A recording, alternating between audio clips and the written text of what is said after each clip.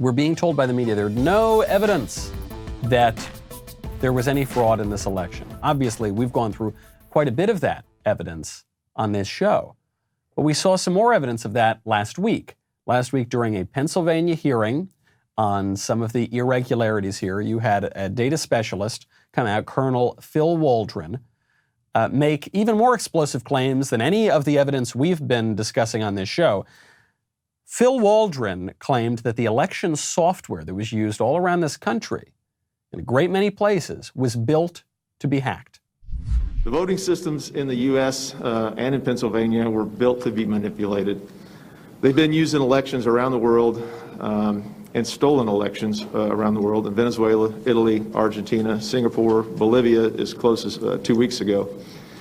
The Philadelphia uses ES&S, Pittsburgh uses Dominion, other counties in Pennsylvania use Dominion and other systems. So what's the real deal? So all of these election systems have a common DNA. SGO Smartmatic sold Sequoia voting systems to Dominion in 2010.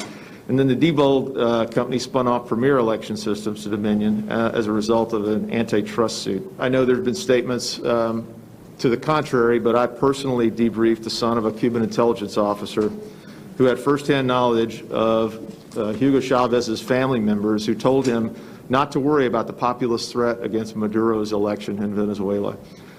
Quote unquote, that it was guaranteed. Their father invested the money to build the SGO voting machine system. So I have no reason to doubt this gentleman. He's sworn an affidavit to this effect. These are pretty explosive claims.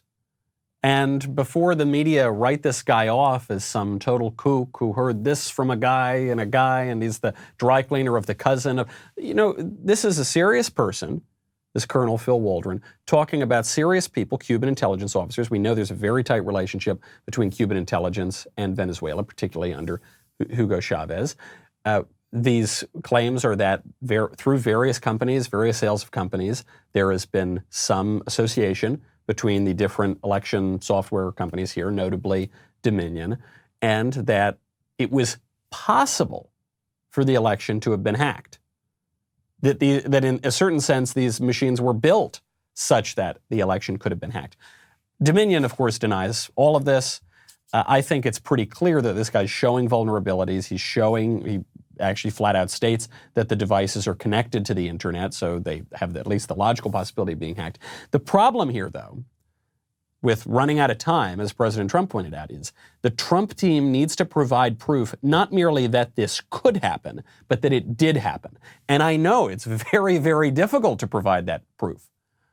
Even if it did happen around the country, even if millions of votes were shifted, it would be very difficult to find the proof of that. But the Trump team needs to provide the proof of that, or, and this is just a purely descriptive matter, the courts are not going to overthrow the election. And frankly, even the state legislatures are not going to flip the certification or refuse to certify in the places that they haven't. It just won't happen.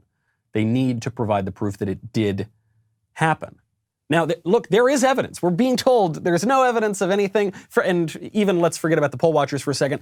There's no evidence that there were any irregularities because of the voting machines or batches of votes coming in. BS. There's a ton of evidence of that. In fact, Colonel Waldron points out that there was a massive vote dump. Well, there have been massive vote dumps in a number of places with statistical anomalies, one of which showed that more than 99% of the ballots in one dump went to Joe Biden.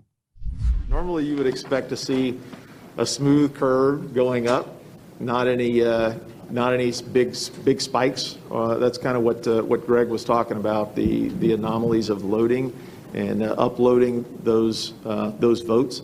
So that big spike that occurs there is a prime indicator of fraudulent voting. And that's 604,000 votes in 90 minutes. Is that right? Correct. This is 337 votes, 337,000 votes in that period of time. Yes. And when you look at this entire curve with all these spikes, can you calculate how much of a vote that accounted for Biden and how much for Trump? Close to 600,000. I think our figures were about 570 some odd thousand that all those spikes represent over time. For Biden? Correct. And how much for Trump? I think it was a little over 3,200.